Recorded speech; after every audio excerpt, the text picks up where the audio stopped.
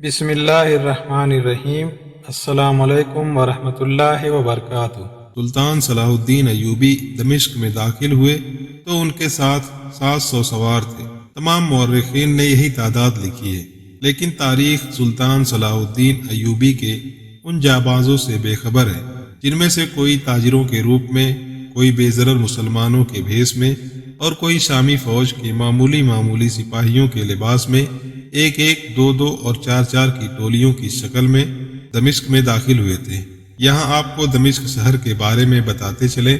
دمشق سوریہ کا دارالحکومت ہے اور دنیا کے قدیم ترین شہروں میں شمار ہوتا ہے۔ اسے شام بھی کہا جاتا ہے۔ سطح سمندر سے 2260 فٹ کی بلندی پر آباد ہے۔ اس کے چاروں طرف باغات اور مرغزار ہیں جن کے گرد پہاڑیاں پھیلی ہوئی ہیں۔ زمانہ قدیم میں یہ شہر علل ترتیب ارمینی، آشوری اور اہل فارس کے زیر تسلط رہا۔ اب اپنے موضوع کی طرف بڑھتے ہیں کہ ان میں زیادہ تر سلطان صلاح الدین ایوبی کے خاموش حملے سے پہلے ہی یہاں آ گئے تھے، اور کچھ اس وقت داخل ہوئے تھے جب دمشق کے دروازے سلطان صلاح الدین ایوبی کے لیے کھل گئے تھے۔ یہ جاسوسوں کا دستہ تھا جنہیں جانباز جاسوس کہا جاتا تھا، کیونکہ ہر قسم کی لڑائی، ہر ہتھیار کے استعمال، ہر طرح کی تباہ کاری کے ماہر تھے اور دماغی لحاظ سے مستعد اور ذہین تھے۔ ان کی سب سے بڑی خوبی یہ تھی کہ وہ جان کی پرواہ نہیں کرتے تھے۔ ایسے خطرے مول لیتے تھے جن کے تصور سے ہی ایک عام سپاہی بدک جاتے تھے۔ ایسا جذبہ صرف ٹریننگ سے پیدا نہیں ہوتا، اس کام کے لیے ایسے جوان منتخب کیے جاتے تھے جن کے دلوں میں اپنے مذہب کا عشق اور دشمن کی نفرت بھری ہوئی تھی۔ یہ جانباز جنونی قسم کے مسلمان ہوتے تھے۔ سلطان صلاح الدین ایوبی نے ایسے جانبازوں کے کئی دستے تیار کر رکھے تھے۔ سلطان صلاح الدین ایوبی جس 700 سواروں کے ساتھ دمشق روانہ ہوئے تھے، دوسرے منتخب لڑاکا جاسوسوں کا ایک دستہ خصوصی ہدایت کے ساتھ دمشق روانہ کر دیا تھا، اور ایک ہدایہ یہ بھی کی گئی تھی کہ اگر دمشق کی فوج مقابلے پر اتر آئے تو یہ جاسوس شہر کے اندر اپنی سمجھ اور ضرورت کے مطابق تفریب کاری کرے اور وہ دروازے کھولنے کی بھی کوشش کرے۔ اور ان میں ایسے بھی تھے جنہیں شہروں میں دہشت، بھگدڑ، افراتفری اور افواہیں پھیلانے کی ٹریننگ دی گئی تھی۔ یہ لوگ بازاروں، گلیوں اور محلوں میں پھیل جاتے اور محفل خوبصورت میں ایسی باتیں کرتے کہ لوگ خوف سے کانپنے لگتے۔ ان تمام جانبازوں کی تعداد 200 اور 300 کے درمیان تھی۔ اس وقت کے واقعہ نگاروں نے صحیح تعداد نہیں لکھی، صرف یہ لکھا ہے کہ سلطان صلاح الدین ایوبی کی آمد کے وقت دمشق میں 200-300 جاسوس اور تباہ کار موجود تھے۔ ایک فرانسیسی واقعہ نگار نے صلیبی جنگوں کے حالات اور واقعات قلم بند کرتے ہوئے سلطان کے لڑاکا جاسوسی کے متعلق بہت کچھ لکھا ہے۔ اس نے ان جانبازوں کے اسلامی جذبے کو مذہبی جنون بھی کہا ہے۔ یہ بھی کہا ہے کہ یہ جاسوس نفسیاتی مریض تھے۔ اس فرانسیسی نے تو مذہبی جنون کی توہین کی کہ اسے نفسیاتی مریض کہا، لیکن یہ نفسیاتی کیفیت ہی تھی۔ مسلمان صاحب ایمان صرف اس صورت میں بنتا ہے جب مذہب اس کی نفسیات کا جز بن جاتا ہے۔ ان جانبازوں کو جاسوسی اور تباہ کاری کی ٹریننگ علی بن سفیان اور اس کے 2 نائبین حسن بن عبداللہ اور زاہد نے دی تھی، اور مارکہ آرائی کی ٹریننگ تجربہ کار فوجیوں کے ہاتھوں میں تھی۔ اب جبکہ سلطان صلاح الدین ایوبی دمشق میں تھا اور علی بن سفیان قاہرہ میں تھا، وہاں کے اندرونی حالات پوری طرح نہیں سنبھلتے تھے۔ سلطان صلاح الدین ایوبی کی غیر حاضری دمشق پر اس کے قبضے اور خلافت کی معذوری میں مصر میں صلیبی تاریخ فریب کاری کا خطرہ بڑھ گیا تھا، اس لیے علی بن سفیان کو وہیں رہنے دیا گیا تھا۔ دمشق میں اس کا ایک نائب حسن بن عبداللہ آیا تھا، وہی جاسوسوں جانبازوں کے دستے کا کمانڈر تھا۔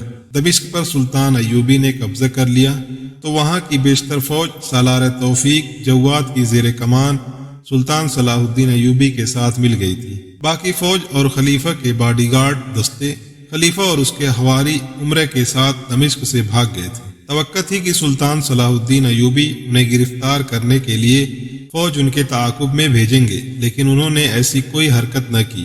2-3 سالاروں نے ان سے کہا بھی کہ عمرہ وغیرہ کو پکڑنا ضروری ہے جو بھاگ گئے ہیں۔ وہ کہیں اکٹھا ہو گئے اور اطمینان سے بھی سلطان صلاح الدین ایوبی کے خلاف جنگ کی تیاری کریں گے۔ اب جبکہ سلطان صلاح الدین ایوبی دمشق میں داخل ہو چکے تھے، سلطان نے اپنے سپاہیوں کو حکم دیا کہ جاؤ اور دمشق شہر میں جتنے بھی مندر ہیں ان سب کو توڑ دو، کیونکہ اب مزید دمشق کے لوگوں کو میں اپنے اللہ کے ساتھ کسی کو شریک کرنے کی اجازت نہیں دوں گا۔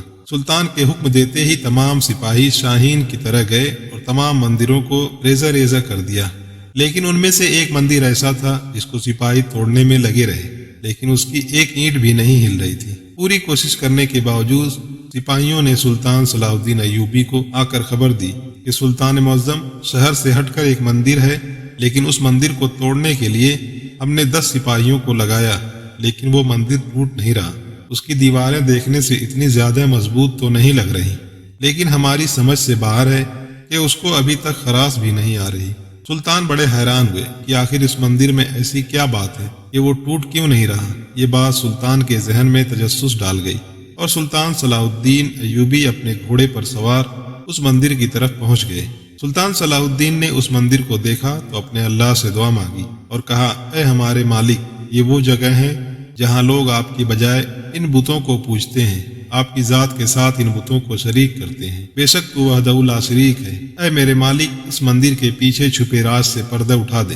یہ دعا مانگ کر سلطان صلاح الدین ایوبی نے سپاہی سے نیزہ لیا اور اس مندر کی دیوار میں گھسا دیا، اور سلطان کے لگے نیزے سے وہ دیوار ہل کر رہ گئی اور سپاہی بھی اس مندر کی طرف ٹوٹ پڑے اور اس مندر کی اینٹ سے اینٹ بجا دی۔ جب مندر مکمل ٹوٹ چکا تھا، لیکن سلطان کے ذہن میں یہ بات آ چکی تھی کہ اس مندر کے پیچھے کوئی نہ کوئی راز ہے۔ جب مندر مکمل ٹوٹا تو اس کی بنیاد سے اینٹیں اور مٹی نکالی گئی تو پتہ چلا کہ اس مندر کی دیواروں کے نیچے ایک خزانہ چھپا ہوا تھا۔ جب سلطان کو خبر دی گئی تو سلطان نے کہا، اس مندر کے بارے میں دمشق شہر کے بزرگوں سے پتہ کراؤ کہ اس جگہ پر پہلے کیا چیز تھی۔ سلطان کے جاسوسوں نے چند لمحوں میں خبر لے کر پہنچے اور سلطان کو بتایا کہ سلطان معظم، دمشق شہر کے بڑے بڑے بزرگوں سے معلوم کرنے کے بعد پتہ چلا کہ مندر والی جگہ پر اس دمشق شہر میں ایک سردار رہتا تھا جس نے 2 یتیم بچوں سے ان کا گھر چھین کر یہاں مندر بنوایا تھا۔ وہ بچے چیختے رہے، چلاتے رہے، لیکن ان کی مدد کسی نے نہیں کی تھی کیونکہ وہ سردار بڑا طاقتور اور ظالم تھا۔ یہ سن کر سلطان صلاح الدین کے ہاتھ اٹھ گئے اور کہا، اے میرے مالک، بے شک تو بڑا غفور الرحیم ہے۔ تو نے اتنے سالوں تک ان یتیموں کے چھپے ہوئے خزانے کی، اسی سردار کے جھوٹے خداؤں کے گھر میں حفاظت کی۔ پھر سلطان صلاح الدین نے کہا، جاؤ بچوں کا پتہ معلوم کرواؤ۔ معلوم کروانے کے بعد پتہ چلا کہ وہ دونوں نوجوان لکڑہارے ہیں اور جنگل سے لکڑیاں کاٹ کر بیچتے ہیں اور اسی سے ان کا گزر بسر ہوتا ہے۔